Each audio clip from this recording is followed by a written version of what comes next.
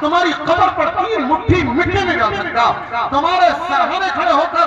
11 مرتبہ قل واللہ احد پڑھ کر کے، قل واللہ شریف پڑھ کر کے عیسیٰ علیہ السلام نہیں کر سکتا، تم پوری جوانی کی زندگی اس کے چکر میں برباد کر دو۔ یہ کون سی عقل مندی کی بات ہے؟ ہاں مجھے یقین ہے، میں گارنٹی لیتا ہوں کہ تم فلمی شیطانوں کو چھوڑ کر، کرکٹ کے اوباشوں کو چھوڑ کر، اگر تم اپنے لیے نمونہ حضرت سعد کو بنا لو، اللہ تعالیٰ جنازے میں شرکت کرنے کے لیے فرشتوں کو بھیج دیں گے۔ ہو جاؤ نا، سوچو تو صحیح، تمہاری جوانی کے اللہ تعالیٰ کی یہاں کتنی قدر ہے۔ میں نے کہا تھا کہ مجھے مختصری تقریر کرنی ہے، زیادہ لمبی چوڑی تقریر نہیں کرنی ہے، میں بات کو سمیٹوں۔ نوجوانوں دیکھو تمہاری جوانی کی کتنی قدر ہے۔ تھوڑی دیر پہلے میں نے کہا تھا کہ جس بڈھے کے گھٹنوں میں دم نہیں رہا، جس کی آنکھوں سے سوجھتا نہیں، کانوں سے سنائی نہیں دیتا، ہاتھوں میں کپ کپی تاری ہے، راشے کا بیمار ہو گیا، وہ کسی کام کے لائق نہیں رہا، وہ اگر نماز پڑھتا ہے تو کیا خاک پڑتا ہے؟ تمہاری عبادت کی کتنی قدر ہے اللہ کے یہاں، اس کو سنو۔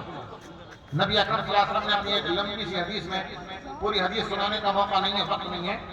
کبھی اللہ نے موقع دیا تو ہم سنا دیں گے۔ مولانا غیور صاحب ہیں، ان سے سن لیجئے گا۔ مشکات شریف یہاں پڑھائی جاتی ہے، 12-15 دن پہلے مشکات شریف مکمل ہوئی تھی، اس میں بھی میں حاضر ہوا تھا، اسی کتاب کے اندر یہ حدیث موجود ہے جو میں سنا رہا ہوں۔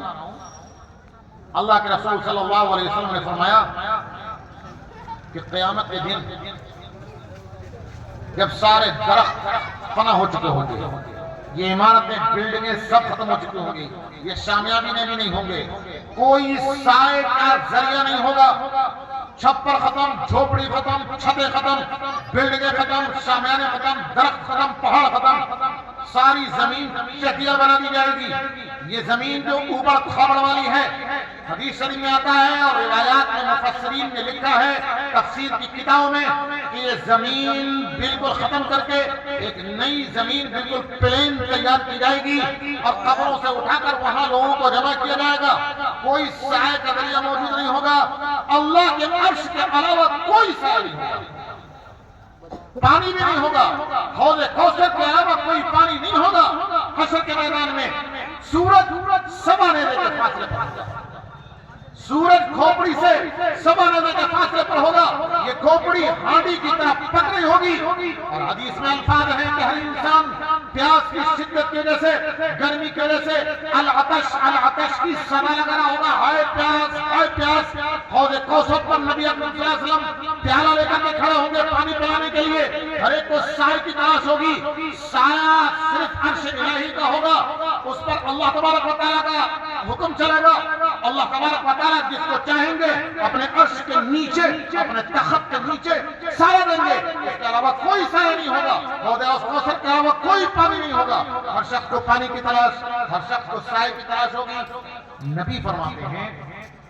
اس موقع پر اللہ تعالیٰ اپنے عرش کے نیچے 7 قسم کے لوگوں کو سایہ دیں گے، اپنے عرش کے نیچے 7 قسم کے لوگوں کو سایہ دیں گے۔ 7 کو میں نے کہا میں بیان نہیں کروں گا، لیکن نوجوانوں کو خوشخبری سنانا چاہتا ہوں۔ نبی اکرم صلی اللہ علیہ وسلم نے فرمایا 7 یظلهم اللہ تعالیٰ فی ظل عرشہ یوم لا ظل الا ظلہ، 7 قسم کے آدمی ہیں کہ جن 7 قسم کے آدمیوں کو اللہ تبارک و تعالیٰ اس دن اپنے عرش کے نیچے سایہ دیں گے، جس دن عرش الہی کے علاوہ کوئی سایہ نہیں ہوگا۔ ان 7 قسم کے لوگوں میں نوجوانوں سنو، تمہاری جوانی کی کتنی قدر اللہ کے یہاں۔ نبی نے فرمایا کہ ان 7 لوگوں میں ایک شاب نشأ فی عبادت ربی، ایک وہ نوجوان ہوگا کہ جس نے اپنی جوانی اللہ کو راضی کرنے والے کاموں کے اندر گزاری ہوگی، اللہ کی عبادت میں گزاری ہوگی، اللہ کو خوش کرنے والے کاموں میں گزاری ہوگی۔ جب جوانی کی طاقت ہے، جوان زناکاری بدکاری کر سکتا ہے، جوان قتل و غارت گری کر سکتا ہے، جوان ڈکیتی چوری کر سکتا ہے، جوانی کی طاقت میں بندہ کچھ بھی کر سکتا ہے۔ اس وقت میں جب ہر قسم کا گناہ کر سکتا تھا، اس نے چوری کو چھوڑا، اس نے ڈکیتی کو چھوڑا، اس نے شراب کو چھوڑا، اس نے جوئے سکتے کو چھوڑا، اس نے سود کو چھوڑا، قتل و غارت گری کو چھوڑا، زناکاری بدکاری کو چھوڑا، سارے گناہوں کو چھوڑ کر اللہ کی مرضیات پر چلنے لگا، اللہ کو خوش کرنے والے راستے کو اختیار کر لیا۔ اللہ تبارک و تعالیٰ کی اس جوان کی بڑی نوجوانوں اپنی جوانی کے قدر